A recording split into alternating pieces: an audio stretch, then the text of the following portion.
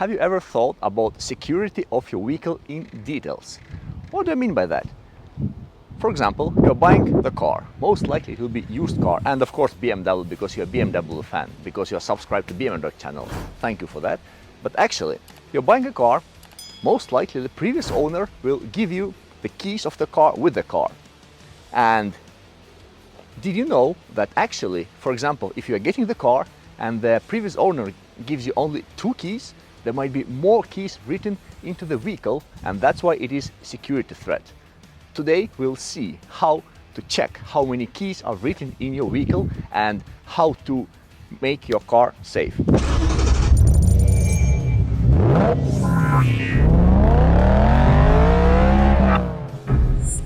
That 7 Series is the vehicle of one friend of mine, and actually he has just recently purchased that car, and that's why I'm telling you that story, because it is really spectacular. He bought exactly the same vehicle from the previous owner, and the previous owner gave him only 2 keys from the car. Based on the VIN code, the new owner of the car, actually he knows that the display key should be also in that car, but the previous owner, even by mistake or by even, well, I don't know, any other reasons, didn't give the display key together with the car. So what does it mean? New owner has 2 keys and 1 more key is written into the car, so it is a definitely security threat, because with the 3rd key, with the help of the 3rd key, that car can be stolen very easily. Even though we are talking today about the G series, exactly the same information will apply to F and E series. Exactly the same tools will be needed, the same software, the same technique, everything. So if you're owner of any other BMW, feel free to watch the video until then. That will be very useful.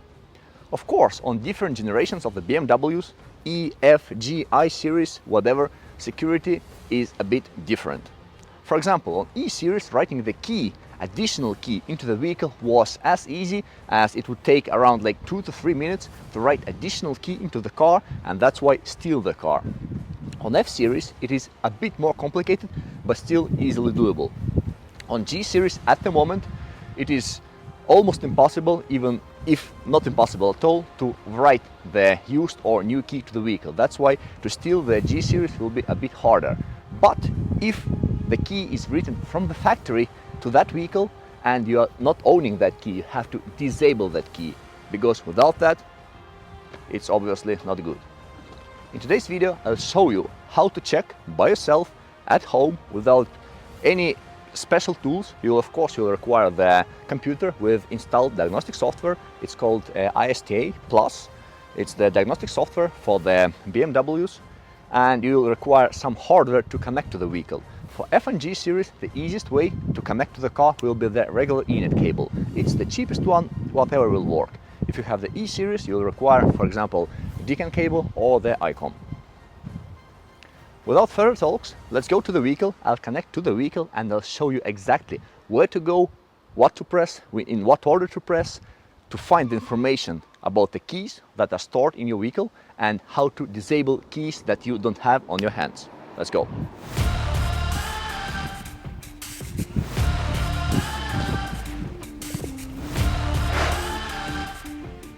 So in your vehicle, you will have the key. That key will be written into the security ECU of your vehicle. It depends what chassis of the vehicle do you have, E, F or G series. Security ECU will be the different one. On the G series, that will be the BDC, stands for Body Domain Control. That key is key number 1 that is written into your vehicle. In the BMWs, up to 10 and sometimes even up to 20 keys could be written into the vehicle. Why do you need so much slots in the vehicle for the keys to be written? Actually, this is the explanation is very basic. When you purchase the vehicle, usually it comes at least with 2 keys, sometimes with the 3 keys. That's why slot number 1, 2 and 3 will be reserved for those keys. If in case you lose your key and you order the new key from the BMW, they will on G series they reprogram the key for your vehicle without even seeing that vehicle, and the key will be written into the 3 slots. So that's why, for example, if you lose the key number 1, you go to the dealership or do it by yourself, as I will show you today. You can block the key number 1. So in case whoever, for example, the a lover of your wife finds that key and wants to drive away with your car, he will be unable to steal your beautiful BMW. That's why the locking the key is needed. So the procedure will be as follows. I have connected the computer through the Ethernet cable to the BMW in exactly the same sequence I have shown you in a lot of the videos. For example, ACs for Dummies Manual Part 1, over there I show exact sequence how you should connect your vehicle with the computer to have no issues. Next step will be we will have to determine what is the number of the key we do use. That is the key number 1. Also I have the key number 2, and the key we have to block will be number 3. How do I know that? Because I have done my home job before that, and that's why I'll show you exact steps we'll be doing. So have a look to my screen. I have already done the diagnostics of the vehicle, that's why we'll skip that step. You can see the structure of the vehicle, the errors and everything as you should see in ISTA. But the thing we really need to do, you have to go to the vehicle management over here, press there. Next menu we have to go is service functions. Go there, and from there the body. You go inside the body, and over here we have to find the place where the keys are written. That will be the locking and security functions. Press on the plus to expand that menu, and you can see block remote key. On different platforms those menus and structures could be a bit different. For example, on E-Series it will be in a bit another place. It will be still under the body, but it might be under another menu. So don't hesitate to carefully look through what exactly do you have in your ISTA. So no problem with that, but I guess you got the principle. You have to go to block and enable and use that ABL function. By the way, did you know that this is ABL, this is the FUB? What is the difference between those? If you are not experienced ISTA user, over here down left you can see the filters. Open that, and over here is actually the description of all the functions ISTA has. For example, the ABL, it stands for the procedure, most likely from the German. And the FUB, we'll locate it in a second, it's functional description. So it means if I'll go into the FUB, it will tell me all the information about how the keys are written, stored, and so on and so on. For example, let's open that, and over here you can see here is written the procedure how you can manually unlock the new key. We don't need that in the moment. We need the ABL function. Display, and over here we have the menu, remote controls, teach-in, battery test of remote control, and so on. For example, let's make the battery test of the remote control. Press OK, and now the BDC ECU, this is the ECU of the security of that vehicle, will communicate, of course, through the antenna with the key. And after examination, it will show us how the key is charged, for example.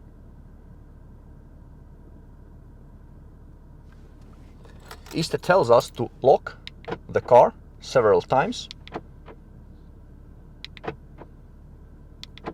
and actually it determines the strength of the signal,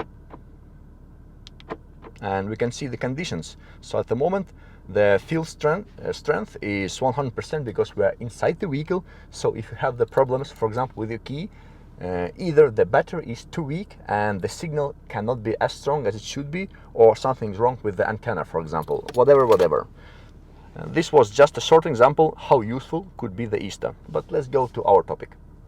So let's go to remote control units and press continue. The ISTA will read out the information from the key itself. You're just reading through all the instructions and pressing continue at the right time.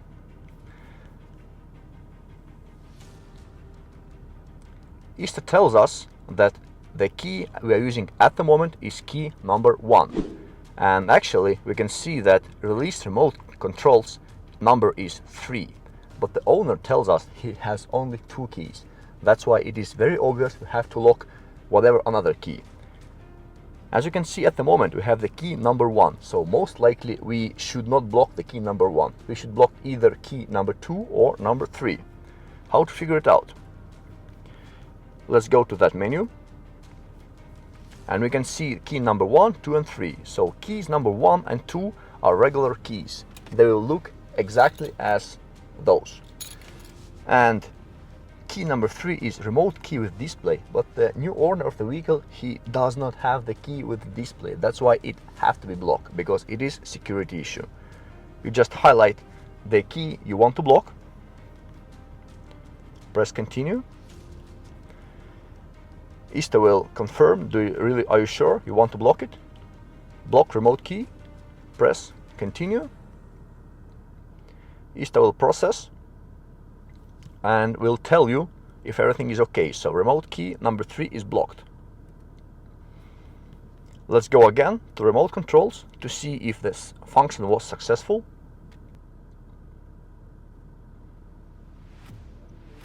And do you see it now? Released remote keys only 2 and blocked is 1. So display key is blocked now. Some limitations of that system: you will be unable to block the key that is currently in use in the vehicle. It will be just not doable. On F series and I guess even E series, if you want to block whatever other slots, for example over here we are just blocking the key itself that is written into the vehicle. It was G series. But on F and E series you will be able even to block the slots that the new keys can be programmed into. And for that you will need at least one key. If you want to block the slots, you will need the active key. You will go to the special place in the ISTA, and actually, do you see the sign of the key? The ISTA will ask you to hold the key over there. With the help of that function, you will be able to block even additional slots. About that function, I have the video on my channel in Russian, but with such huge development of all the AIs and so on, actually a couple months ago the YouTube had the possibility to add another audio track to the video, so you can choose not only the subtitles but even the audio track.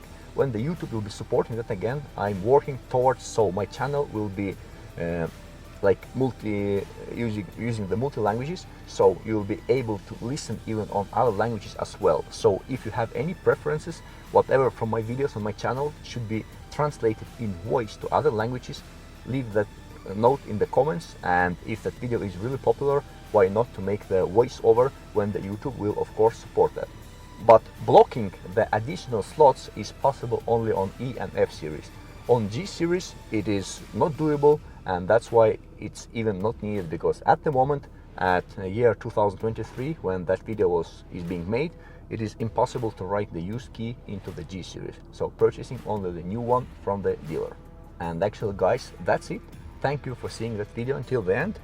For those of you who are really eager into another information about BMWs, one more time I'll show you how the activation of the CarPlay is being done.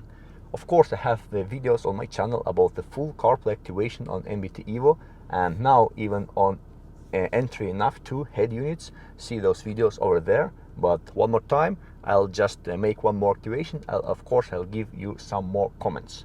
Of course, the previous videos were released like years ago, and from that moment until now I have way more experience. That's why some things I would do in a bit different way than that were shown in those videos. So stay tuned. So let's proceed to the CarPlay activation on that 7 series. The software you will need, it's called Feature Installer. After the purchase from my bimdoc bot, you'll get the software, so no issues. You just launch the software. The small difference from the original video is that at the moment on my video the software first asks the code, and then you'll be able to connect to the vehicle. Now you have to connect to the vehicle first, and if you have the connection, the software will ask for the code. You enter the code that you will get from my bot. Of course, you should have the internet connection as well. Without that, it will absolutely not work. The feature installer will compare the code with their server. That's why I need to have the internet connection. The code has been accepted. And now actually the activation is really straightforward. The software will analyze your vehicle, what software do you have in that, and so on and so on. For example, as you can see, the code I have used for that vehicle, the code will work only for one vehicle, for a certain VIN code. It analyzes the software level of the vehicle, so we have November 2022. It shows that it has original FSC codes, and so on and so on and so on. Now if you are pressing the start button, the activation will start. It consists from 3 phases. Also have a look to the main screen. It will turn black and blue. It will restart several times. It is absolutely okay. The main condition, you should have a good internet connection, because actually the process of all those things is made on the back end of the server, and that's why you just need good internet connection. So if you are in whatever like underground, basement, garage, whatever, that's why it will not work properly. So have good internet connection and just be patient. In case if something goes wrong, use exactly the same code, exactly the same software to recover your head unit. And actually this is, guys, very good case. You can see server connection closed. So something is wrong with the server of the feature installer, and that's why the installation was aborted. So why not to show you how to recover all the things? So as I told you, just run all the same procedure all over again until it will work, and believe me, it will work. So I'll do that, no problem. I have just connected to the vehicle, and as you can see, before that the screen was black.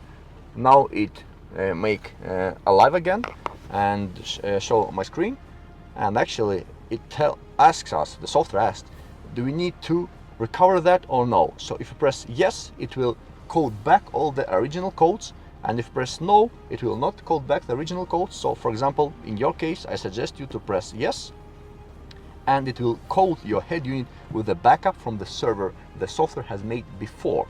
And after that, all the same things again. You start up the program, load it, and press start until it will be done. That's why good internet connection is essential for that job.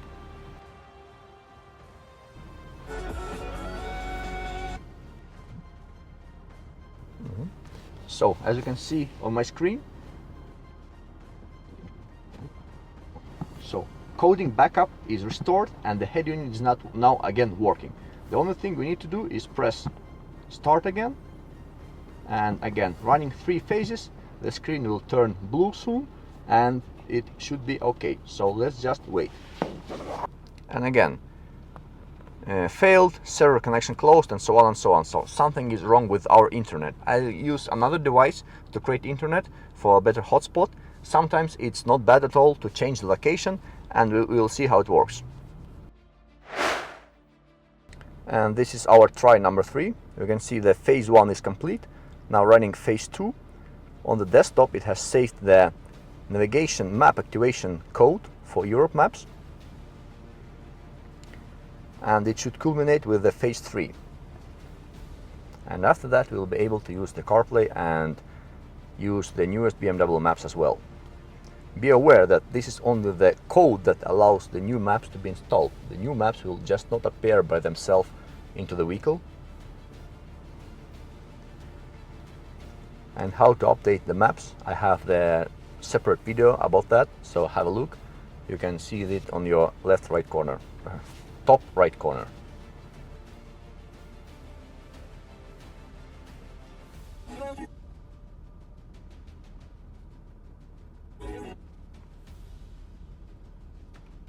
And the car came live again. We can see the navigation maps. It means all the codes over there are accepted. And on your screen you can see phase 3 completed, and now we are good to go with the CarPlay activation itself. The most common error number 2 is if you go to connected drive, new devices, add new device, you cannot see the CarPlay. Why? Because your head unit has not been restarted. So you press the volume button, you hold it until the head unit makes the restart, and only after that the CarPlay sign will appear there, and only after that you can establish a connection to the vehicle. Just wait for the restart. Now you can release the volume button, wait until the head unit boots up.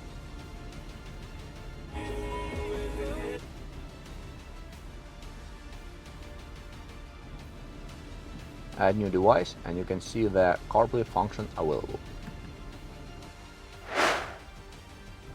If you have not NBT EVO but enter enough to head unit, in addition to that activation, sometimes it is needed for the vehicle to go to sleep, and only after the full sleep you'll be able to connect to the vehicle. It is just how the BMW is made. You can do nothing about that. So that's it from my side, guys, for today. If you do like my content, feel free to subscribe, hit the like button, and leave the comments about the topics of the future videos. See you next time. Bye.